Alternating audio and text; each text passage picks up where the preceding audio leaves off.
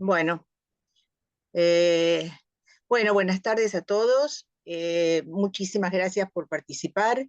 Igual esta charla va a estar grabada para que, bueno, obviamente aquellos que quieran escucharla también puedan hacerlo luego de esta presentación. Lo más importante va a ser, supongo, la discusión en la cual estamos, bueno, obviamente todos invitados. Bueno,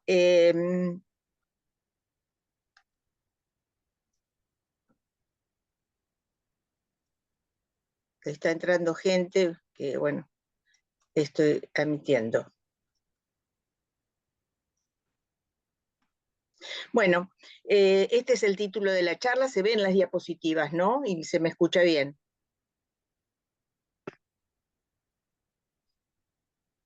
Se escucha bien, Luis, ¿no? Sí, perfecto. Bueno, el tema de hoy entonces son las implicancias hemodinámicas en el recién nacido del retardo de crecimiento intrauterino. La idea es pasar por este sumario de presentación, o sea, los escenarios posibles, la fisiopatología, la circulación fetal y la transición, el remodelado cardiovascular, las consecuencias y finalmente concluir. Bueno, fundamentalmente antes de comenzar a profundizar en lo que es el retardo de crecimiento en sí, vamos a hablar un poquito sobre los escenarios posibles. O sea, no es lo mismo ser constitucionalmente pequeño que tener un retardo de crecimiento. Hablamos de un constitucionalmente pequeño a un bebé que tiene un crecimiento por debajo del percentilo 10, con morfología normal, con líquido amniótico normal, con un Doppler de las arterias uterinas normal, con Doppler umbilicales normal. Ese es el pequeño, el que está creciendo, ¿no es cierto?, pequeño. Después tenemos el retardo de crecimiento anormal, también debajo del percentilo 10, morfológicamente es un bebé anormal, tiene un retardo de crecimiento asociado a anomalías génicas o cromosómicas. El atípico, en el cual hay adecuadas condiciones de salud fetal, pero el bebé crece por debajo del percentilo 10, morfológicamente es un bebé normal, puede haber oligoamnios, los flujos uteroplacentarios suelen ser normales cuando los controlamos, hay atípicos patrones hemodinámicos, a veces variables, inestables, alteraciones del distrito venoso fetal, posible retardo de crecimiento aún en el segundo trimestre, sin alteraciones hemodinámicas uteroplacentarias. Y estas en general son las patologías de cordón umbilical. Bueno, ahora vamos sí, a enfrascarnos y a profundizar lo que vendría a ser el retardo de crecimiento por regresión, por retraso en el crecimiento fetal, en el cual el comienzo puede ser temprano o puede ser tardío. En el temprano, en general, se define aquel bebito que comienza a retardar su crecimiento antes de las 32 semanas, y el tardío después de las 32 semanas. En el temprano, en general, hay una hipertensión inducida por el embarazo en una frecuencia muchísimo más alta, entre un 60 y un 90%, mientras en la hipertensión inducida por embarazo en el tardío es menos frecuente, entre 30 y 60%. Ambos crecen por debajo del percentilo 10, porque por definición así lo es. Morfológicamente, tanto el temprano como el tardío son morfológicamente normales. En el temprano suele haber oligoamnios, y es en general la regla, mientras que en el tardío suele haber una ligera reducción del líquido amniótico. En el temprano hay compromiso de los flujos uteroplacentarios, mientras que en el tardío hay una leve alteración de los flujos uteroplacentarios. Hay alteraciones de las arterias uterinas en el temprano y hay una leve alteración en el flujo de las arterias uterinas en el tardío. Hay vasodilatación cerebral porque hay circuito de ahorro en el tardío. La cascada hemodinámica fetal se encuentra presente en el temprano y hay riesgo de hipoxia fetal. Hay ausencia de cascada hemodinámica fetal en el tardío y también hay riesgo de hipoxia fetal. Ahora, muy bien, diferentes tipos de retardo de crecimiento. A ver qué es lo que pasa en el temprano. En el temprano, en general, hay una enfermedad placentaria severa. No sucede lo mismo en el tardío. En general es leve. Hay marcados signos de clínicos maternos en el temprano.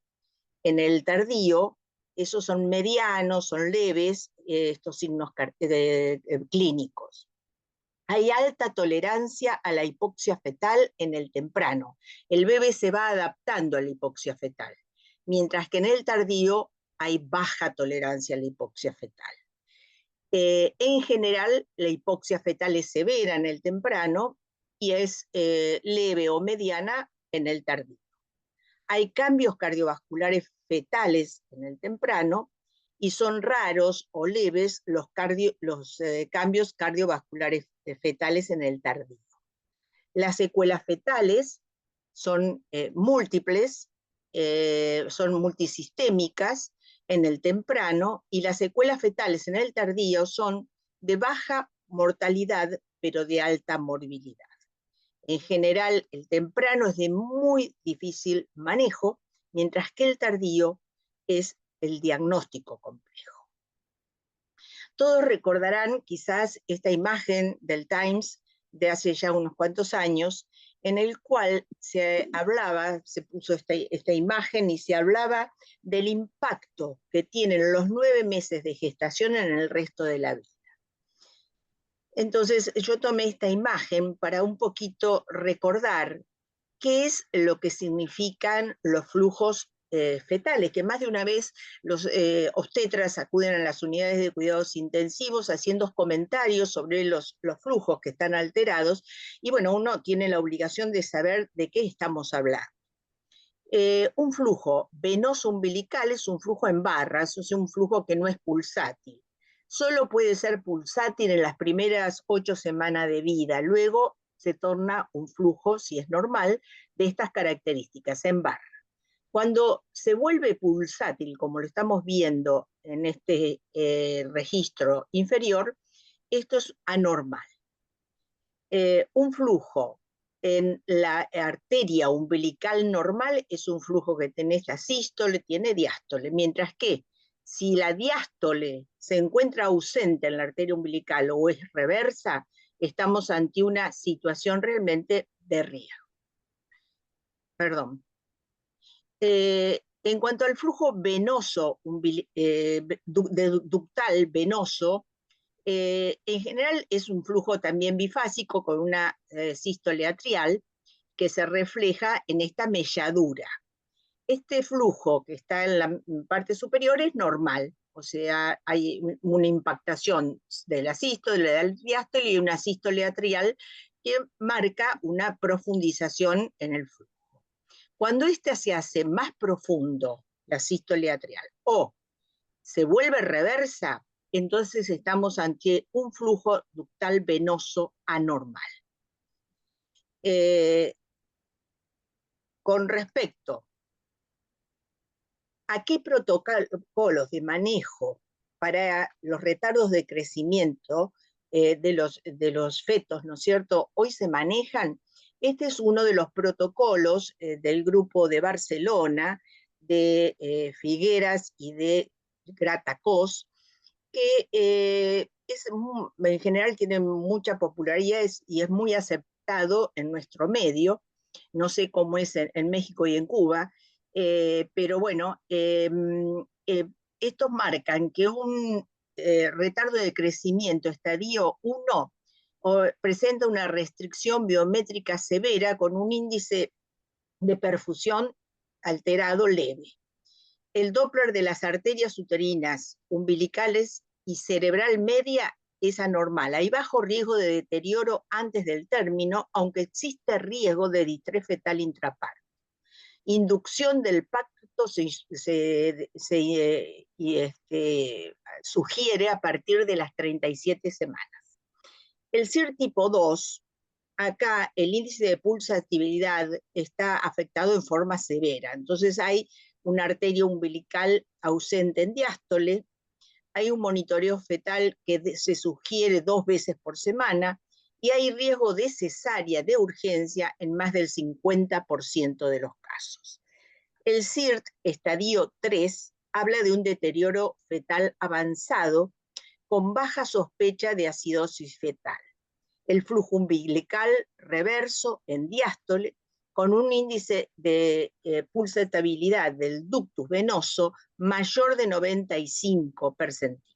Signo sugerente de mayor riesgo de muerte fetal y de peores resultados neurológicos. Monitoreo fetal cada 24 a 48 horas es la sugerencia. Y el CIR estadio 4 es una alta sospecha de acidosis fetal, riesgo de muerte fetal, desaceleraciones espontáneas, variabilidad reducida en el cardiotacógrafo, flujo atrial reverso en el ductus venoso, y la sugerencia es la finalización del embarazo. Ahora, muy bien, veamos un poquito las diferencias entonces entre el precoz y el tardío.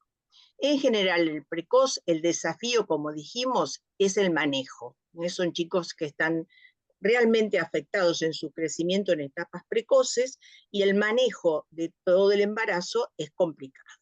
En general, la asociación con enfermedades placentarias severas, con Doppler en arteria umbilical anormal, alta asociación con preeclampsia, tiene una prevalencia del 1%, la hipoxia es severa y hay una adaptación cardiovascular sistémica. Tiene alta mortalidad y morbilidad. En el tardío, el desafío, como dijimos, es el diagnóstico. La prevalencia se encuentra entre el 3 y el 5%. La enfermedad placentaria suele ser leve. Hay una arteria umbilical normal con baja asociación con preeclampsia. La hipoxia es leve. Hay adaptación cardiovascular central. Menor mortalidad, pero muerte fetal tardía aumentada. Con respecto a qué significa la enfermedad cardiovascular, sabemos que en la población general a nivel mundial, y estos son datos de la OMS, representa el 32%. El crecimiento fetal deficiente está estrechamente relacionado con enfermedades cardiovasculares en la vida adulta, y esto fue publicado por Fátima Crispi ya en el 2018. Y en general, las causas que generan estas enfermedades cardiovasculares en el neonato tienen que ver con el proceso de remodelación que se genera como adaptación al ambiente adverso. La principal causa suele ser la insuficiencia placentaria, y se considera que alrededor de un 50% de los retardos de crecimiento permanecen sin detectar antes del nacimiento, con patología no reconocida o subclínica. Así que si la insuficiencia placentaria es una de las causas más frecuentes, esto va a incidir en el crecimiento fetal, que va a ser subóptimo, con suministro reducido de oxígeno y de nutrientes. Esto va a generar que se inicie un circuito de ahorro en el cual, en hipoxia aguda, que es el comienzo de cualquier situación de estrés fetal, se va a observar una activación de quimiorreflejos carotídeos que actúan sobre el tronco encefálico. Es posible que esta neuropatología del tronco lleve a malos resultados cardiorrespiratorios. La preservación cerebral crónica causa morfología desadaptativas del corazón, y tal es la remodelación, los cardiomiocitos con maduración ininterrumpida y disfunción vascular. Esto lleva, por supuesto, a que el corazón se remodele en respuestas a cambios en la precarga y en la poscarga, como vamos a ver ahora. La hipoxia crónica conlleva a la reducción en la entrega de sustratos. Pero por otra parte, esta remodelación cardiovascular va a acompañarse de disfunción sistólica y diastólica con capacidad reducida de aumentar el gasto. Por otra parte, en general, las resistencias vasculares pulmonares suelen mantenerse elevadas con mayor riesgo de morbilidad en la vida neonatal temprana respiratoria. O sea que los cambios de la transición para esta población de pacientes son un verdadero desafío. El mayor riesgo, entonces, de que estas enfermedades cardiovasculares resulten una respuesta adaptativa a un ambiente intraútero es la regla en este grupo de pacientes. La placenta insuficiente es generalmente la que conduce a la hipoxia fetal crónica. El concepto de programación fetal de Barker inicialmente asegura supervivencia y el desarrollo, pero los cambios pueden persistir postnatalmente y están ligados obviamente a factores epigenéticos y adaptaciones fisiológicas fetales. El flujo se redistribuye a los órganos vitales, pero con la hipoxia crónica en general se reduce el suministro de sustratos. Veamos cómo se inicia este circuito de remodelación. En general, ante la insuficiencia placentaria, se genera un aumento de las resistencias vasculares placentarias. Es así entonces que la sangre que llegaba a la placenta a través de las arterias umbilicales van a ofrecer una gran resistencia y con esto un aumento en la sobrecarga de presión. Este aumento de sobrecarga de presión va a repercutir totalmente en las cavidades derechas, ya que las cavidades derechas son las que fluyen a través del tronco de la pulmonar y del ductus a la mitad inferior del cuerpo a través de la aorta descendente y de las arterias umbilicales. Y así comienza esta primera etapa de remodelación que es por sobrecarga de... Salúdale, yo no soy la única. Ani. Ani. Ani. Ani. Hey, Ani. Ani.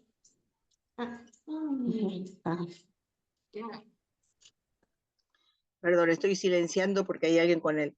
Bueno, continuando entonces el proceso de remodelación, en simultáneo se produce con este simple aumento de las resistencias vasculares pulmonares una alteración en el flujo que ingresaba al bebé a través de la vena umbilical y que se continuaba con el ductus venoso umbilical. El ductus venoso, que es el órgano vital en el proceso de circuito de ahorro de la vida fetal, porque es el que envía al lóbulo izquierdo del hígado una rama que siendo este segmento, o sea, el lóbulo izquierdo del hígado, la parte mejor oxigenada de todo el organismo, porque es la reserva de sustrato, de aminoácidos y de proteínas del feto. Con esto se inicia la restricción del crecimiento. Este ductus obviamente redirecciona la sangre que llevaba al lóbulo izquierdo del hígado hacia las cavidades izquierdas, aumentándolo hasta en un 70%. Este flujo que ingresa por la aurícula derecha y a través de la válvula de Eustaquio se redirecciona hacia las cavidades izquierdas. Entonces aquí aumenta el flujo en la mitad superior del cuerpo, con lo cual se preserva el cerebro porque disminuye la impedancia arterial cerebral y de esta manera aumenta el flujo cerebral. ¿Esto a qué conlleva? Conlleva a que haya un retorno a través de la vena cava superior a las cavidades derechas aumentado de volumen.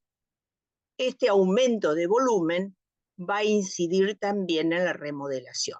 O sea que hay una doble efecto, o sea, primero una sobrecarga de presión y luego una sobrecarga de volumen que va a incidir directamente en el ventrículo derecho.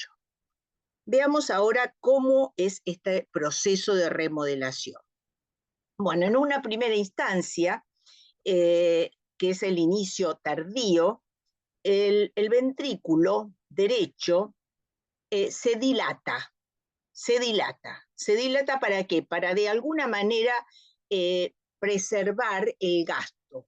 O sea, se mantiene dilatado, tiene baja capacidad para hipertrofiarse inicialmente y por lo tanto se dilata. Al dilatarse, comprime el ventrículo izquierdo, generando una disminución en la capacidad del ventrículo izquierdo. Este proceso es transitorio, pero sabemos que, bueno, que en una primera instancia este ventrículo se ha visto sobrecargado tanto por presión por volumen, y comienza a tener una reducción en el volumen con esta dilatación globular del ventrículo derecho. Este fenotípico es el de inicio tardío y es el de menos riesgo de muerte fetal. Ahora, ¿qué pasa si este proceso, ¿no es cierto?, de remodelación continúa y se hace, su persistencia lleva al remodelado grave? Aquí lo que va a suceder es que ya el ventrículo izquierdo va a comenzar también a dilatarse, como una manera de preservar el gasto. Es una manera de hacer menos fuerzas, menos estrés de pared, menos volumen sistólico, pero aumenta la frecuencia. O sea que en el control del cardiotacógrafo nosotros podemos ver registros de frecuencia cardíaca elevada. Este fenotipo globuloso biventricular ya está asociado a mayor riesgo fetal. El fenotipo que sigue ya es la hipertrofia del miocardio, la cardiomegalia, y este se presenta generalmente en el inicio temprano. O sea que, resumiendo, los determinantes del remodelado son daño miocárdico directo, sobrecarga de presión y sobrecarga de volumen. Y el patrón de remodelado fetal va a ser la cardiomegalia inicialmente, porque la ley de Starling en la vida fetal no se cumple. Hay menos capacidad de aumentar el gasto en respuesta a la precarga. Y es por esa razón que el ventrículo se dilata inicialmente. Y así sucede dilatación ventricular. Luego de persistir aparece la miocardiopatía hipertrófica. Se reduce el espacio dentro del ventrículo a mayor fuerza y presión, con menos consumo energético y menos estrés en el cardiomiocito. Pero la posterior alteración de la función e hipertrofia del septum y obstruye el tracto de salida del ventrículo izquierdo, porque abomba el septum hacia la izquierda. Entonces, de esta manera, si al principio el ventrículo izquierdo se dilata, pero luego comienza a obstruir el tracto de salida y se le aumenta la poscarga al ventrículo izquierda, y entonces comienza el remodelado concéntrico, o sea, la hipertrofia, el remodelado, disminución de la cavidad del ventrículo izquierdo, dilatación atrial. Muy bien, en este Physiology del 15 de septiembre del 2025, nos encontramos con que, bueno, si fuera, esto sería un crecimiento de un chiquito que se encuentra en normoxia, que está en estado normal, y que estos son los patrones, tanto de gasto del ventrículo izquierdo, como del volumen sistólico, como de la resistencia vascular pulmonar y de la performance del ventrículo izquierdo. Ahora, muy bien, cuando se produce la restricción de crecimiento, o sea, hay una insuficiencia placentaria, hay hipoxia crónica, hay disfunción cardíaca durante la gestación, entonces aumenta la vulnerabilidad para futuros insultos durante la transición cardiopulmonar. Aumenta los biomarcadores de injuria cardíaco, y así entonces nos encontramos con un gasto del ventrículo izquierdo comprometido, con una resistencia vascular pulmonar que va a estar aumentada, con un volumen sistólico que también va a estar comprometido, y con un índice de performance del ventrículo izquierdo también comprometido. y esto se produce en el periodo de transición, o sea, en los primeros 14 días de vida. Hay un detalle, estos datos están tomados porque hay, obviamente, ustedes saben que hay un consenso, que es el consenso Delphi, que es cuando hay un tema entre si, por ejemplo, es pequeño o es un retardo de crecimiento, es bastante controvertido el diagnóstico, y quizás sea una de las causas por las cuales se pasa con más frecuencia digamos, el diagnóstico de retardo de crecimiento. Entonces, este consenso lo que hace es, bueno, sobre determinados temas, esto fue a partir de la década del 50 al 60, sobre determinados temas que son obviamente temas cuestionables, se invitan, ¿no es cierto?, a expertos en el tema, analizan toda la bibliografía y bueno, y hasta el momento y a la actualización, y en función de eso largan el consenso para definir, digamos, determinadas situaciones. Y este consenso se efectuó en el 2016, el consenso Delphi para retardo de crecimiento, definiendo que se trataba de retardo de crecimiento jerarquizando la circunferencia abdominal. Y fíjense que es con lo que empezamos, o sea, cuando el flujo en el ductus hacia el lóbulo izquierdo del hígado se compromete, lo primero que se compromete es el diámetro abdominal. De manera tal que este es uno de los marcadores de crecimiento fetal retardado. Después, obviamente, se le agrega el percentilo y el Doppler anormal. El Doppler anormal son los, obviamente, un índice de pulsatividad de la arteria umbilical mayor de 95, un radio cerebro placentario menor de 5, y bueno, y en el precoz se le agrega también el flujo telesistólico en arteria umbilical comprometida. De manera tal, entonces, que esto es para englobar lo importante de este esquema, ¿no? Bien. O sea, ¿qué nos pasa cuando el bebé nace? Nosotros tenemos un remodelado cardiovascular intrauterino, pero hay un remodelado cardiovascular postnatal, porque no es con el nacimiento que esto se detiene.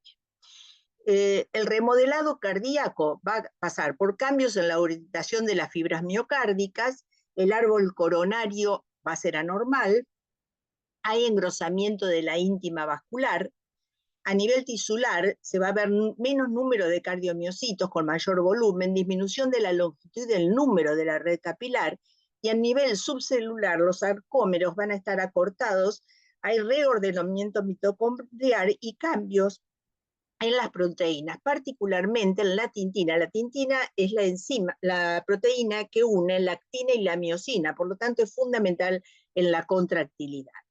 A nivel postnatal, entonces va a haber cambios morfológicos que van a tener que ver claramente, por ejemplo, con la dilatación atrial, con hipertrofia miocárdica. A nivel de la función diastólica, nos vamos a encontrar con reducción en la velocidad de los flujos a nivel mitral de las ondas E y A. La onda E es la onda de llenado rápido y la A de la sístole atrial, y ambos se suelen ver a menor velocidad. El radio entre ellas normalmente debe ser menor de 1, y esto es así en la vida neonatal temprana y en la adultez, o sea, cuando uno se vuelve grande, esto vuelve a ser como en la etapa neonatal. El resto de la vida, el índice EA es mayor de 1, pero en esta etapa, y particularmente en la neonatal, y es prolongado durante el primer año, este índice tiene que ser menor de 1. Pero en el caso de esta remodelación cardiovascular, es mayor de 1. Y hay prolongación en el tiempo de relajación del ventrículo izquierdo, o sea, en la performance del ventrículo izquierdo. La función sistólica se encuentra comprometida con reducción de la contractilidad, de la velocidad de acortamiento circunferencial, que es un marcador de circunferencia, en vez de contractilidad cuando el septum se encuentra aplanado o no es efectiva, digamos, o confiable el índice de fracción de acortamiento. Hay aumento del estrés de pared, que esto es un marcador de poscarga, de aumento de poscarga, y por qué lo vamos a ver ahora, por qué el estrés de pared suele estar elevado, y hay disminución del gasto del ventrículo izquierdo. De esta manera, entonces va a haber elementos vasculares sistémicos y pulmonares. Va a haber tendencia a la hipertensión arterial, hay rigidez arterial, hay engrosamiento de la íntima aórtica y hay afectación renal. Y en cuanto a los vasculares pulmonares, engrosamiento y rigidez vascular, aumento de la poscarga del ventrículo derecho por esta resistencia aumentada, disfunción diastólica del ventrículo derecho, porque obviamente se encuentra con incapacidad de relajarse, e hipertrofia. O sea, que para resumir un poquito hasta ahora, patologías placentarias y o de cordón, empeoramiento del intercambio de gases, empeoramiento del intercambio metabólico de sustratos, deficiencia de oxígeno.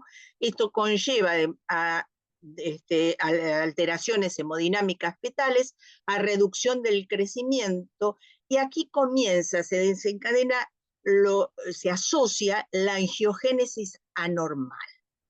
Que, bueno, el conjunto de todo esto es lo que va a llevar a la injuria de órganos y sistemas y a veces a muerte fetal. ¿Qué significa angiogénesis normal?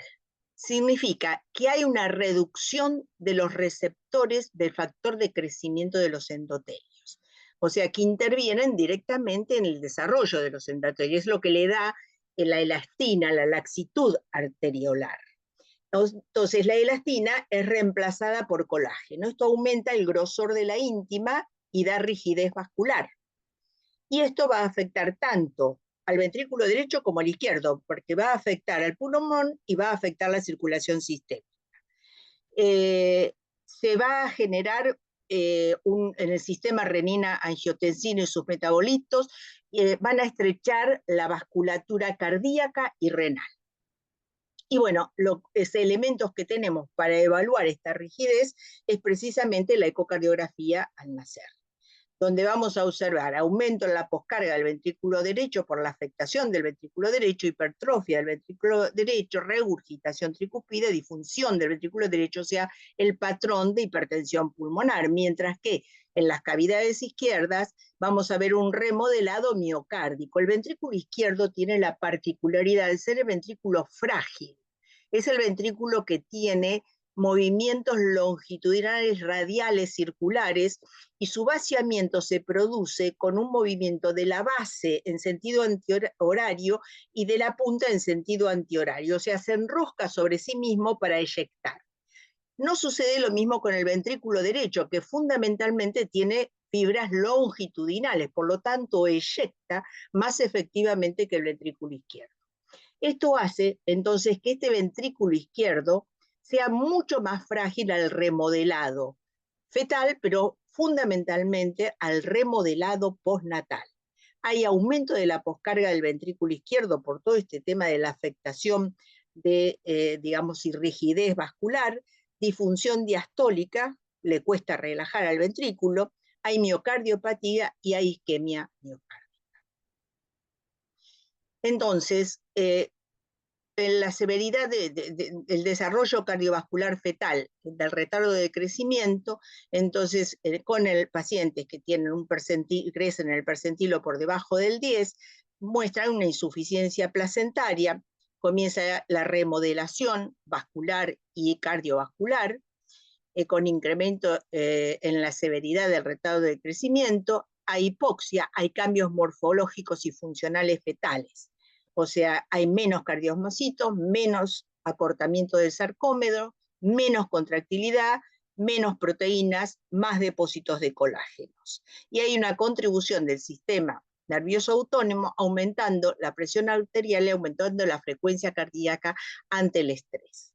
Por otra parte, hay miocardiopatía dilatada o hipertrófica del ventrículo izquierdo, disfunción sistólica longitudinal, disfunción diastólica, isquemia de miocardio. Recordar que el miocardio perfunde en diástole, entonces cuando hay una disfunción diastólica comienza el proceso de isquemia en simultáneo, hay engrosamiento aórtico, hay poscarga aumentada que el ventrículo izquierdo le cuesta resistir, por eso el estrés de pared es elevado, hay daño de la microvasculatura glomerular renal, disminución de nefrones e injuria de hiperfiltración.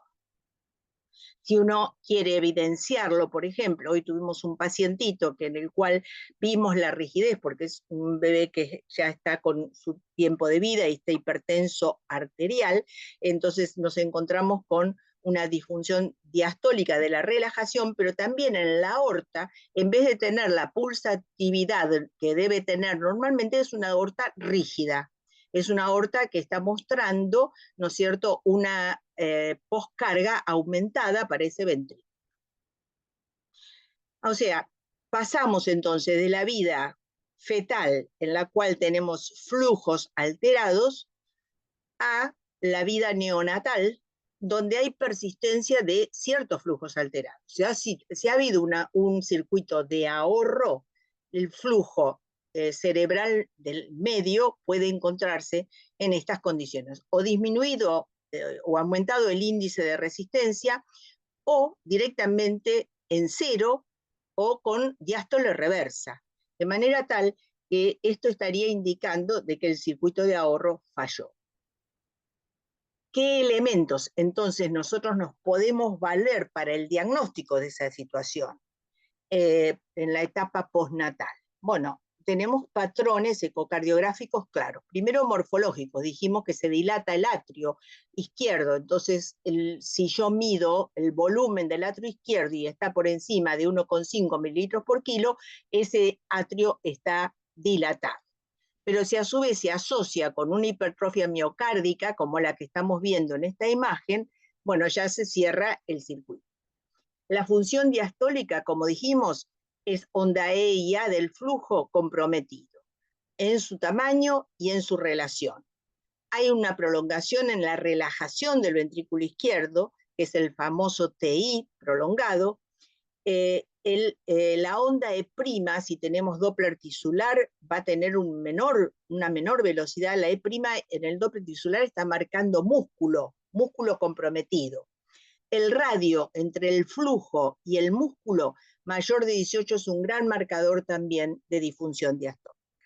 La función sistólica, tenemos reducción de la contractilidad, reducción de la velocidad de acortamiento. Si tenemos hipertensión pulmonar, debemos ir a otros controles, a otros patrones de control de la contractilidad, y la velocidad de acortamiento y el área de acortamiento son los que en el último consenso han marcado relevancia.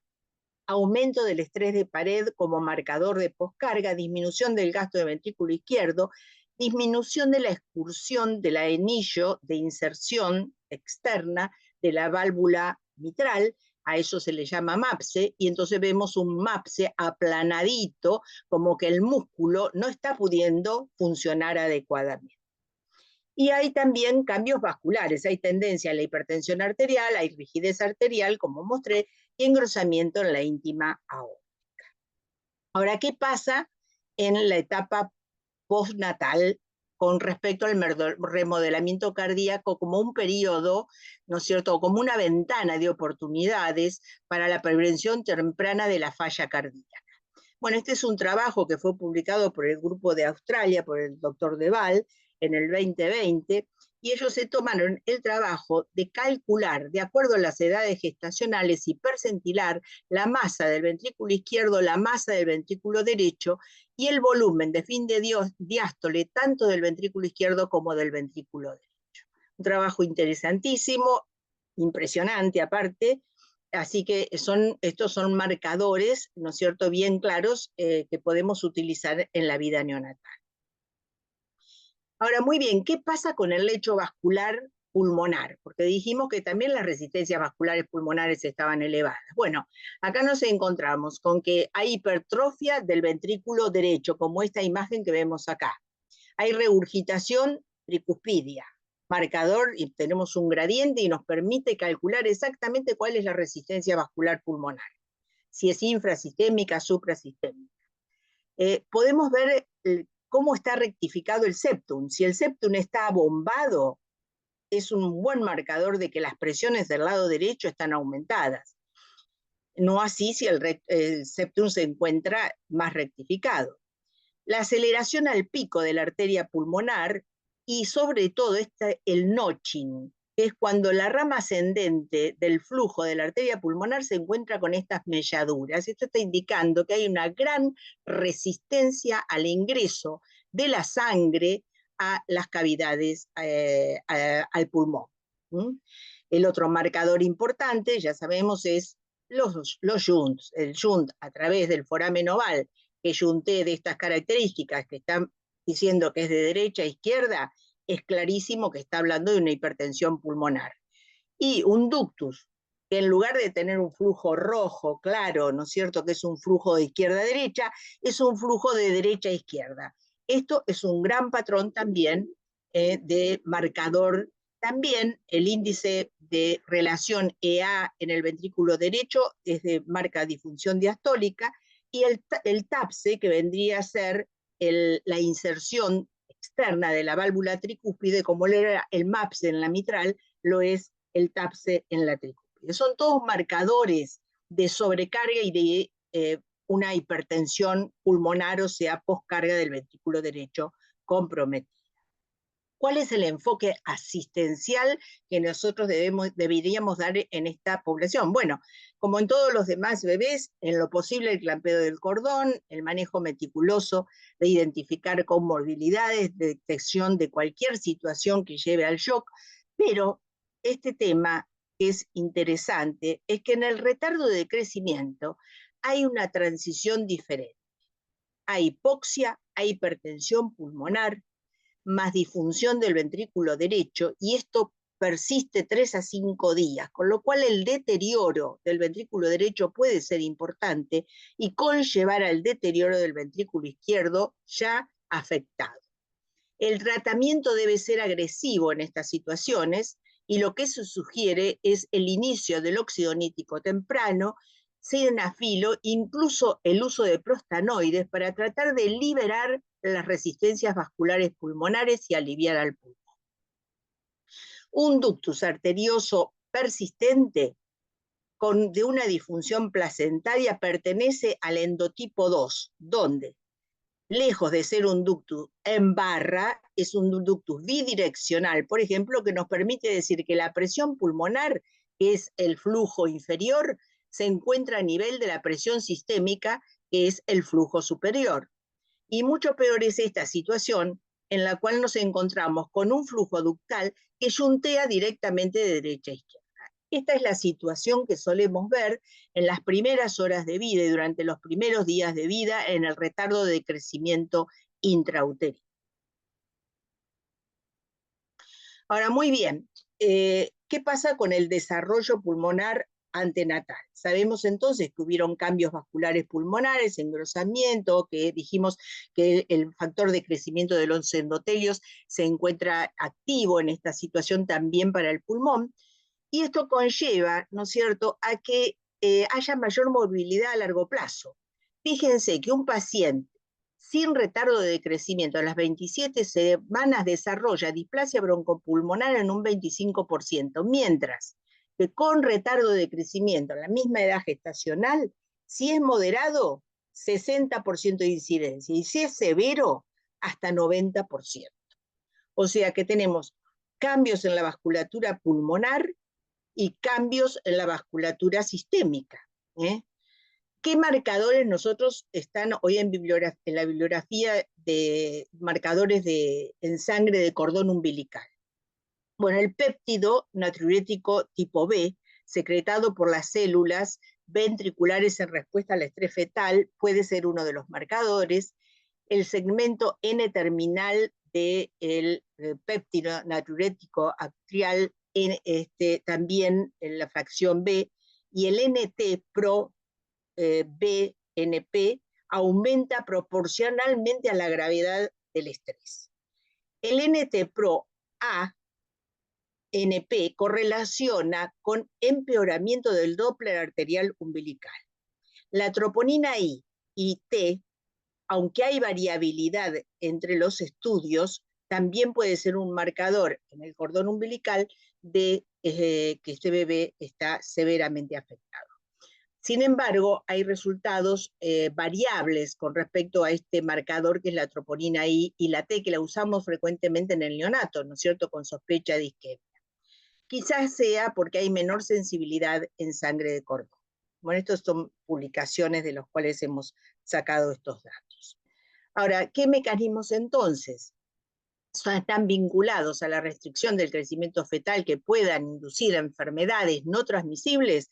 Bueno, la aceleración del envejecimiento vascular, la programación del sistema renina-angiotensina, la mala adaptación estructural, fisiológica, cardíaca y renal, la hiperactividad del sistema nervioso simpático y factores epigenéticos que, si bien no alteran en el ADN, pero sí generan una regulación minuciosa de la expresión génica que puede traducirse en enfermedades en otras etapas en la vida.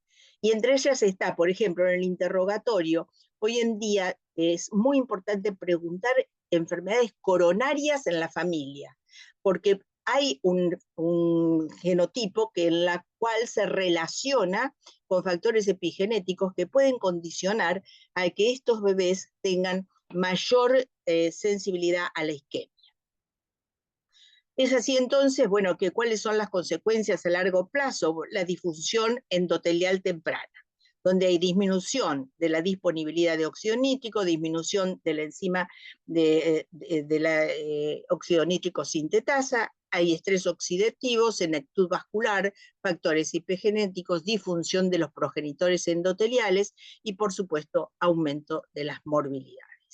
¿Qué agentes de remodelación cardiovascular hay en uso y en estudio? Yo diría más en estudio que en uso. Bueno, tenemos la neuroregulina 1 recombinante, que es de uso experimental. Esta lo que en modelos animales lo que redujo es la formación de cicatrices transmurales.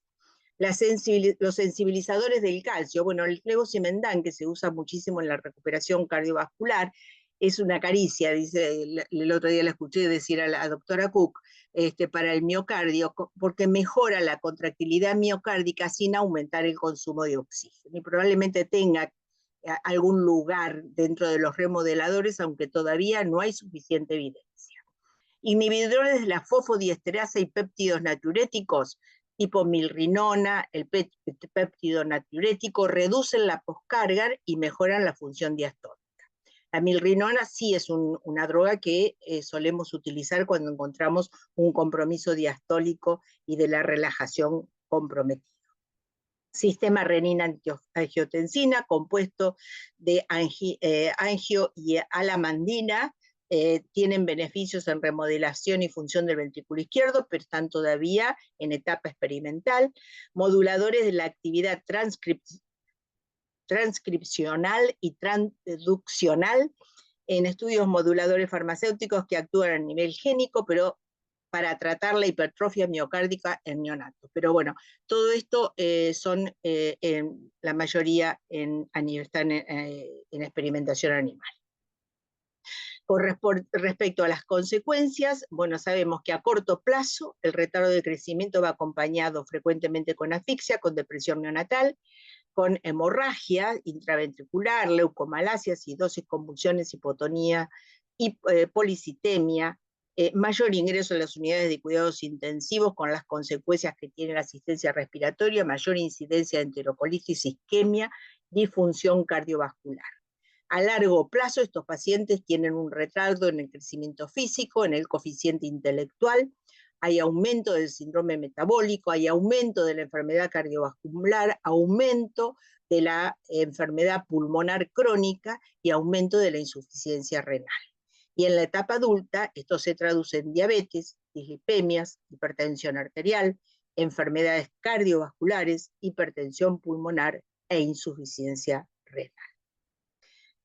Así que para concluir, les dejo este mensaje, que es una recopilación de datos de todos los estudios que he analizado. Los neonatos expuestos a retardo de crecimiento tienen una reserva limitada al nacer, la cual puede influir en la adaptación cardiovascular durante la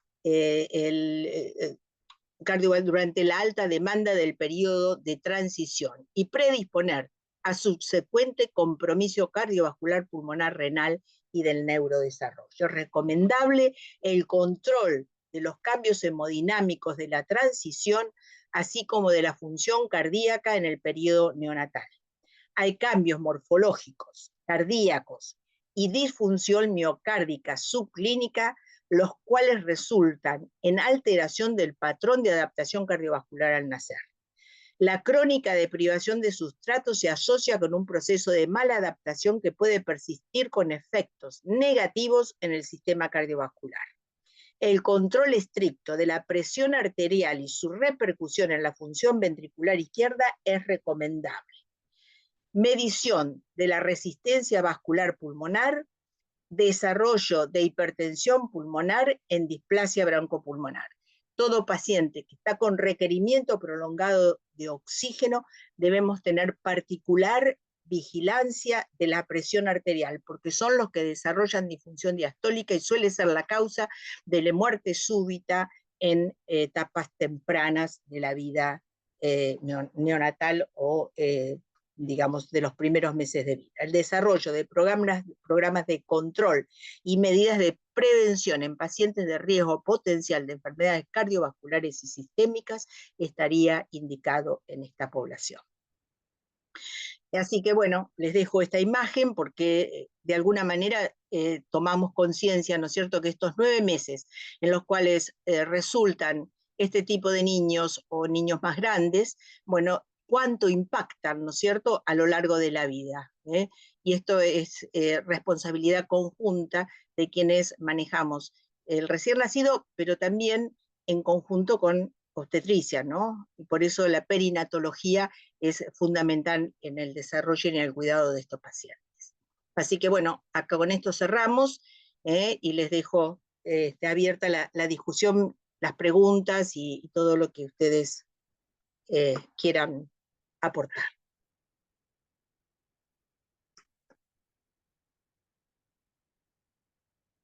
Pueden hacer por chat o directo. Hay personas conectadas, así que si hay dudas sobre todo lo que he dicho o quieren recordar, no sé, Luis, si querés hacer algún comentario, me gustaría mucho tu aporte. No, Cristina, muy claro todo tu exposición, me gustó mucho.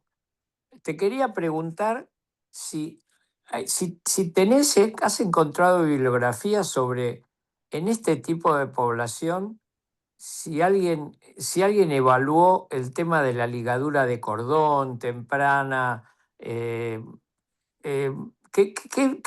No recuerdo haber leído nada sobre ese tema. ¿Vos tenés algo? Mira, se los engloba como, viste, prematuros que suelen ser, y como tales, viste, la recomendación de una mayor estabilidad hemodinámica con la demora en la ligadura del cordón.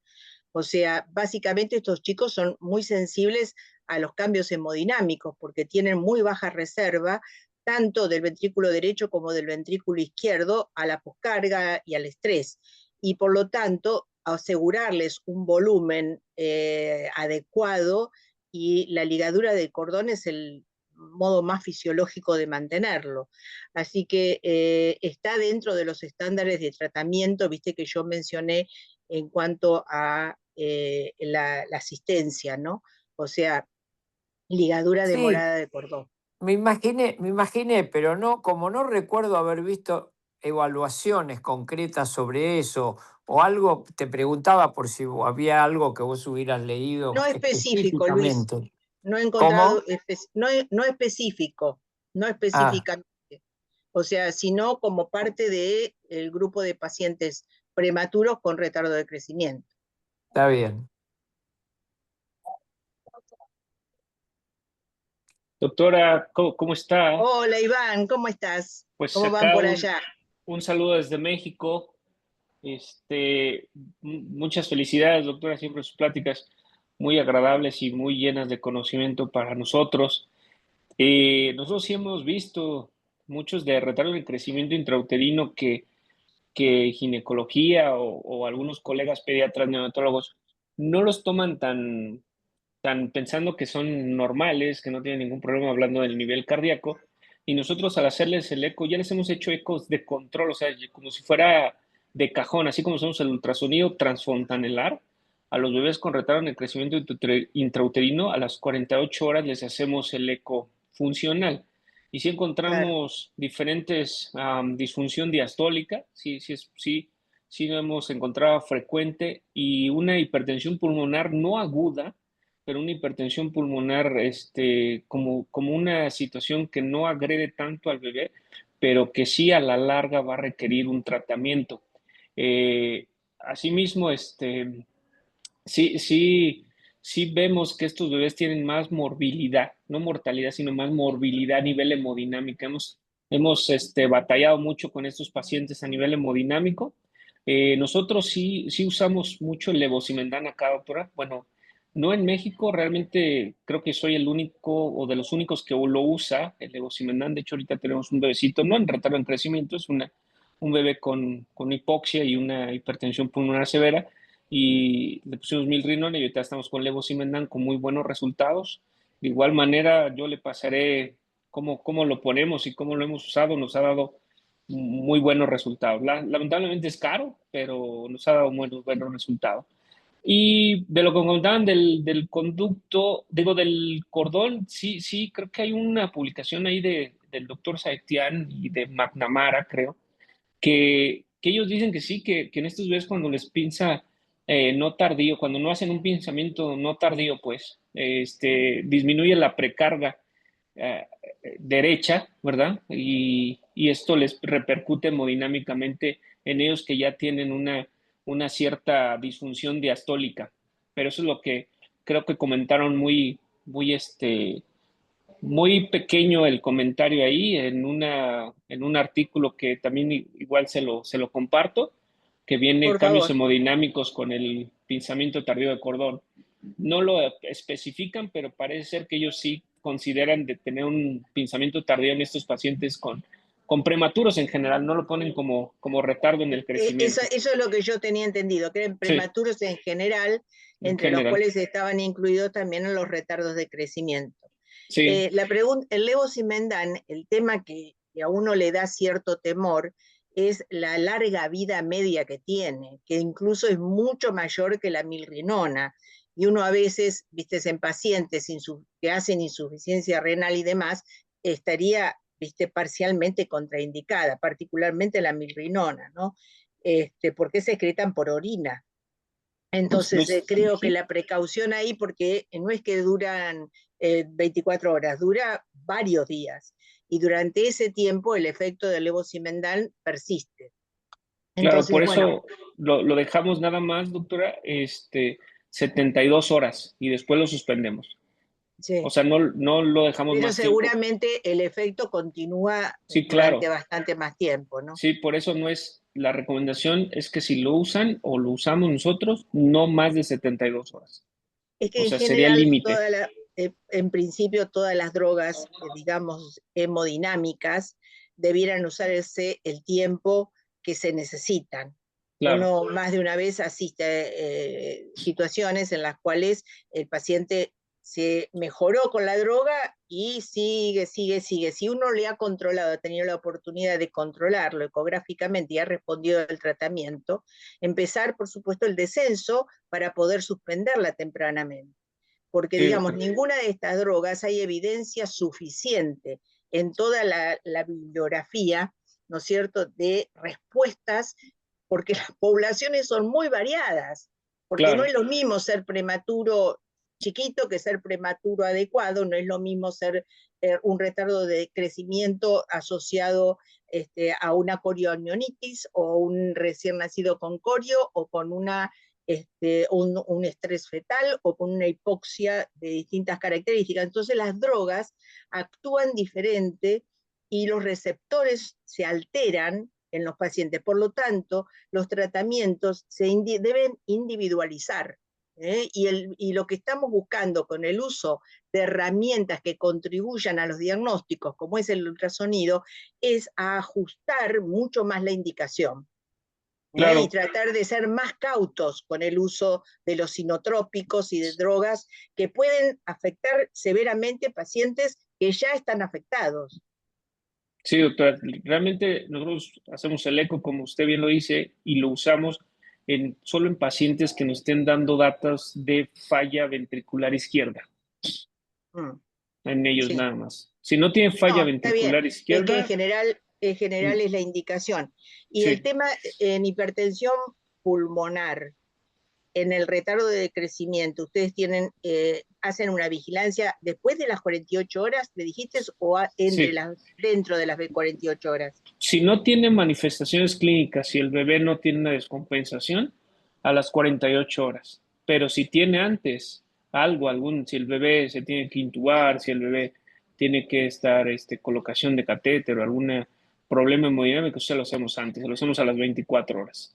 Pero si no tiene, o sea, si el bebé tuvo un retardo de crecimiento, pero está estable, tiene ventilación no invasiva, puntos nasales, CPAP, está estable, se lo hacemos a las 48 horas. Yo diría que, perdóname que Sí, mi sugerencia, ¿no?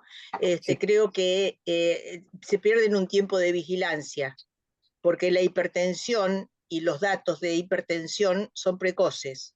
ok, Y si vos te anticipás en el tratamiento de la hipertensión, por ahí mejorás significativamente la evolución, porque por ahí no se manifiesta en las primeras horas, pero la clínica después es más severa.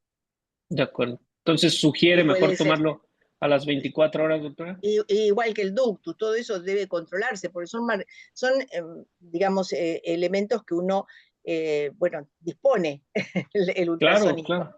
Sí, lo tenemos ahí a la mano, pero Y vos tenés ya habilidad bueno, ahora cuando ayudamos. vaya a México voy a ir a conocer tu unidad y seguramente tu ecógrafo es mucho mejor que el mío, así que seguramente que podés hacerlo y mucho mejor que yo.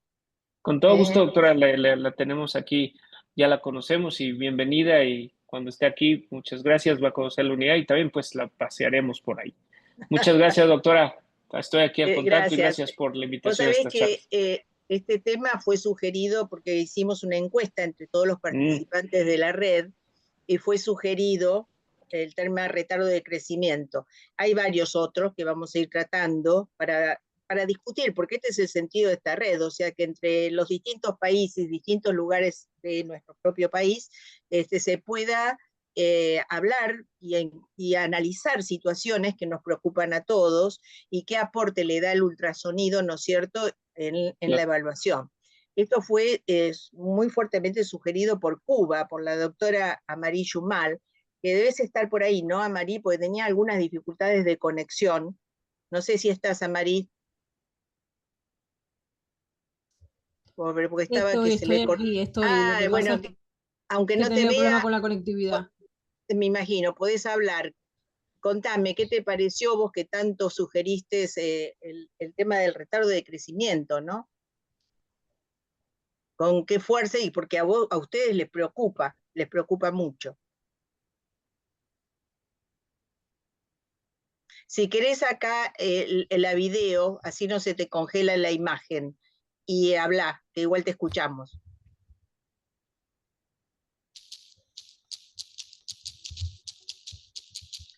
Me estaba contando a Marí que tuvieron un huracán hace 10 días, que bueno, que se complicó aún más las cosas, ¿no? Que afectó todo oriente de Cuba. Doc, ¿le puedo hacer una pregunta mientras Sí, escribe corazón, la otra bienvenida, doctora? gracias por ¿Cómo está? participar. Bien, Sí, bien, me encantó su charla, pero me quedaron unas dudas. dale. Sobre los remodeladores, súper clarísimo. Lo que me da la duda, estos pacientitos mayormente realmente necesitan inotrópicos apenas, o sea, las primeras horas de vida, porque siempre apenas nace tratamos de hacer ecocardio enseguida en los pacientitos y mayormente lo necesitan, más pensando en estos pacientes que ya tienen un miocardio, un endotelio tan alterado. Yo sé que usted siempre recomienda dobutamina en primera instancia, em, pero usted qué piensa, porque vi una parte donde usted puso que colocar esteroides, o sea, corticoides, puede ser antes para No, no, prevenir, bajar, lo que vi, o vi mal tal vez. no, no, corticoides no. Lo que estaba escrito abajo, sí, que no lo leí, es el uso de corticoides ante hipotensión refractaria y que sea uso precoz, porque tienen alterado el eje, ¿no es cierto?, los prematuros, es inmaduro el eje y la sensibilidad al cortisol. Entonces, por ahí responden, ¿no es cierto?, cuando están hipotensos, porque tienen, bueno, un ventrículo izquierdo o tienen una hipertensión pulmonar, y entonces la cantidad de sangre, ¿no es cierto?, que llega al ventrículo izquierdo es escasa y se asocia con hipotensión. Entonces, mejoramos la hipertensión, pero si la disfunción diastólica está presente, tenemos que mejorar la disfunción diastólica. Entonces, ahí le ponemos un lucitrópico, ¿no? O sea, ¿por qué le ponemos dobutamina? Porque disminuye la poscarga, tiene efecto beta, inicialmente. Si no, pasamos a la milrinona, como lucitrópico. Pero si la hipotensión persiste, digamos, y le pusimos ya hoy en día la vasopresina más que la noradrenalina, porque actúa en hipoxia en acidosis, entonces, y usada el tiempo que corresponde, ¿no es cierto? Y una vez que responde, suspender. Entonces, y dosis corresponde. Y la claro. dosis corresponde. Entonces, ahí, en ese caso, sí, la hidrocortisona usada tempranamente. Ante el menor signo de que no respondan. ¿Sí? Perfecto. Listo, gracias. Hola, Cris.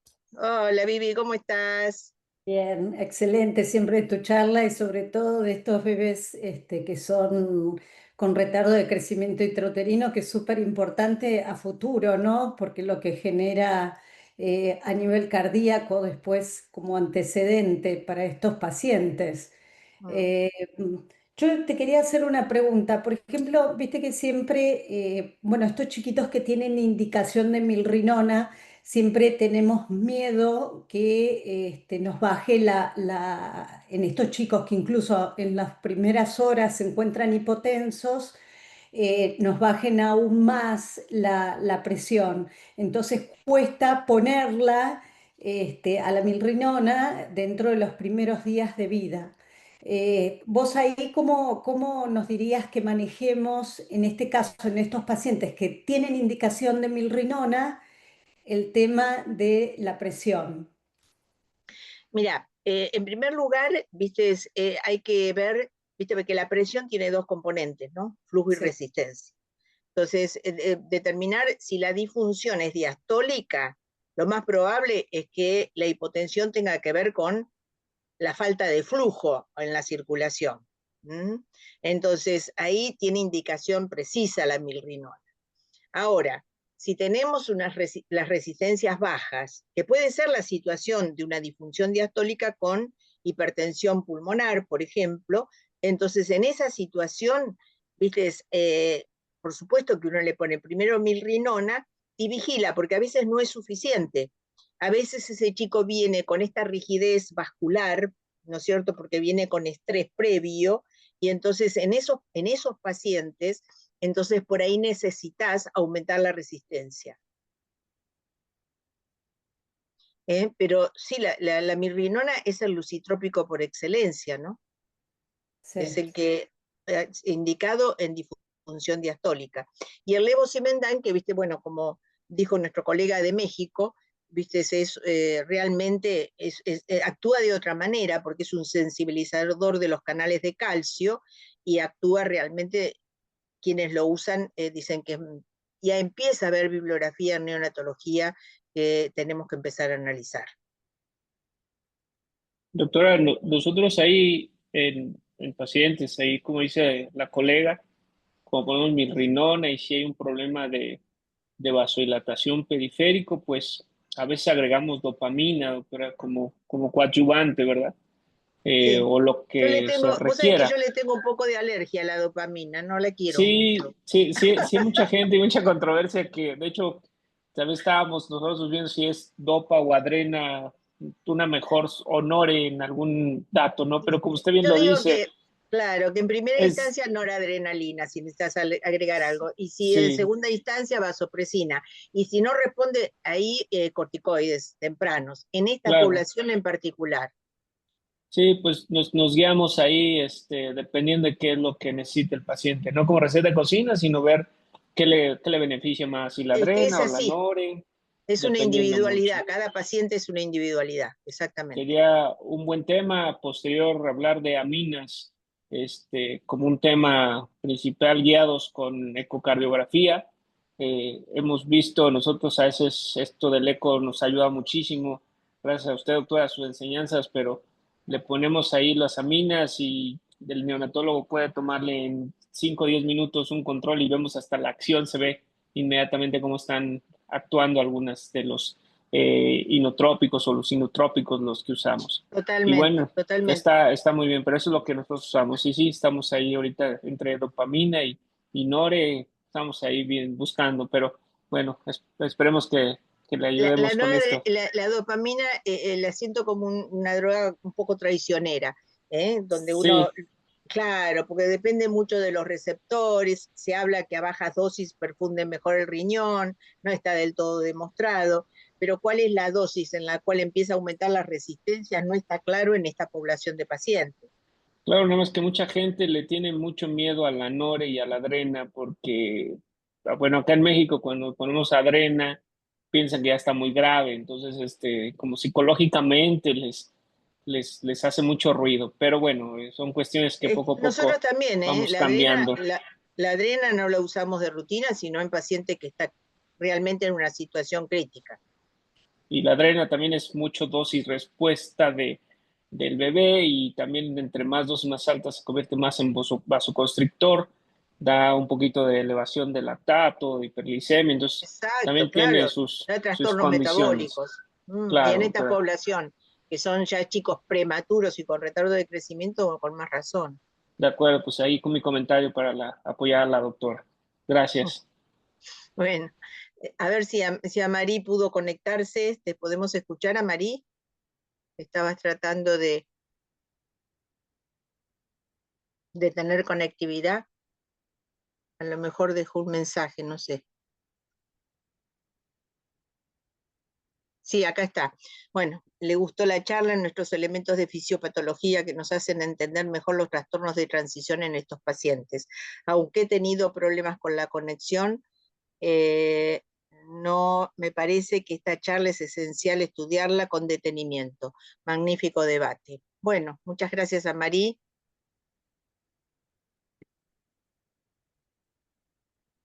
Yo creo lo mismo. Creo que ha sido muy, muy útil para todos, ¿no?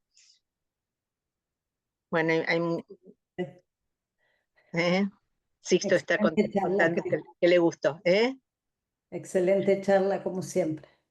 Bueno, la vamos a dejar grabada en las redes, como de costumbre, para que puedan acceder todos los que no pudieron hacerlo hoy y que pertenecen a la red, y bueno, o a la red, bueno, o YouTube o a todo lo que hay, ¿no? Para acceder.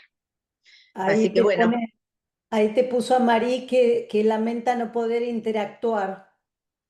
no, ya con la sugerencia interactuó.